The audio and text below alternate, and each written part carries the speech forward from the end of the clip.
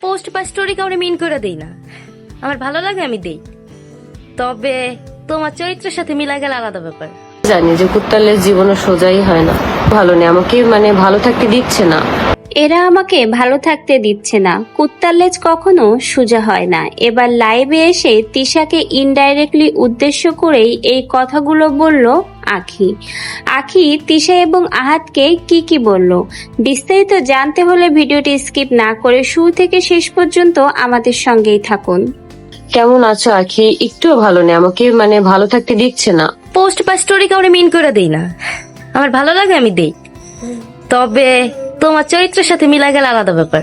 হলে মানুষ পেয়ে বসে। আপু এতদিন তো নরম পাইছে, এই জন্যই পেয়ে বসছে সবাই।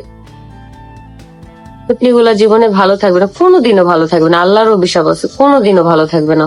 আমার সাথে যারা যারা অন্যায় করবে কারো কেউ ভালো থাকবে না। আমি কারোর নাম নিতেছি না, এখানে আবার নাম নিলে অনেক দোষ হয়ে যায়। আপু তোমার জন্য আর আয়েশ বাবার জন্য অনেক অনেক দোয়া। আপু দোয়া করো সবসময় যেন আয়েশকে আমি ভালো রাখতে পারি। আপু কুত্তার লেজ কিন্তু জীবনেও সোজাই হয় না। হ্যাঁ আপু এটা জানি যে কুত্তার লেজ জীবনে সোজাই হয় না। চেহারার যে অবস্থা, হ্যাঁ আপু আমার চেহারা ন্যাচারাল এরকম, আর আমি এমনই থাকতে ভালোবাসি। আল্লাহ তোমার সাথে আছে আপু। হ্যাঁ আপু আল্লাহ যদি আমার সাথে থাকে, আর এত এত মানুষের নিঃস্বার্থ ভাবে যে ভালোবাসাটা আছে, সেটাই আমার জন্য অনেক কিছু। যার কারণে আমি আমার আইডিটা এত তাড়াতাড়ি ব্যাক পাইছি, না তো কখনোই সম্ভব ছিল না। আপু তুমি কি পেজ